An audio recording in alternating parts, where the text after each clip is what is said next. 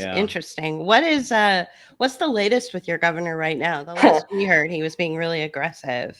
Well, right now he's basically mortgaged himself many times over to every single donor. Like, this one nipple goes to the ADL, and this nipple goes to the real estate interests, and this nipple is also going to the construction interests. And so he's in so tight that he can't make any moves of his own anymore. And so he has to do what he's told. And that means, of course, vaccine passports for everyone, although that didn't really go so well. He announces it, and then Biden pulls out the rug from under him. I thought that was kind of funny.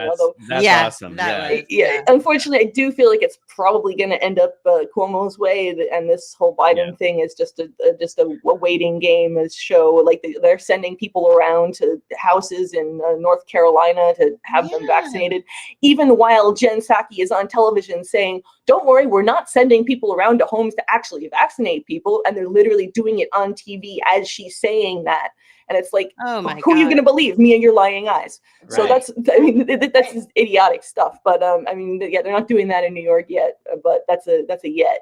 Yeah. And I think that Cuomo for now is they're going to keep him on a low boil until it's time to bring him out again. Although he was first in the front with the guns thing. So basically, I think what's supposed to happen is that they're going to have some people go out into the heartland to venture into where the vaccine percentage is not high enough, and then those people are going to get themselves shot, because that's kind of what happens if you're from the government and you pull up to somebody's home when you're not welcome, and you don't announce yourself correctly. It's something that might happen to you in this country, that there's a lot of people who are heavily armed and who have reason to be.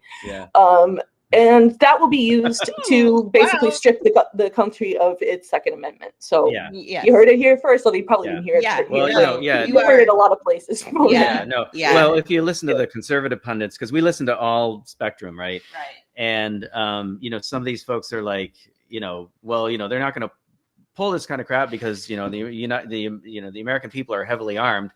But that's exactly why they're going to pull this kind of crap. Yeah, exactly. And so they don't go there because they don't think about that, right? They think, we're good. We have our guns, I even heard one pundit say something like, that's why the Chinese haven't invaded the United States, because they don't want to mess with us because everybody's so overwhelmingly armed. And why would the Chinese want to invade the United States? Well, exactly.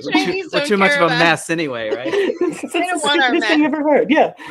Well, Twitter has been promoting these horrible Bloomberg stories for the last couple of weeks, and this latest one was, if you're a grandparent, are you sure you want to move closer to your grandchildren? You might want to just do your own thing, because you're 70 years old and you're going to meet someone and maybe have 5 years together, and then whatever. They're like really pushing this. Grandparents need to get away from the family and do their own thing and party down because you've got 5 years left, according to Ezekiel Emanuel. Remember, Ezekiel Emanuel is the one who says we're supposed to die at 75. So according to the ruling class own dictates, you have 5 years left, and you should spend them by yourself in a nightclub. That'll be really sad, because it's filled with other lonely old people who miss their families because they listened to a Bloomberg ad and moved out to the middle of nowhere and to be with a bunch of old people, et cetera, et cetera. Wow. But the fact that the combination of that editorial with that ad, I think, is a 1-2 punch.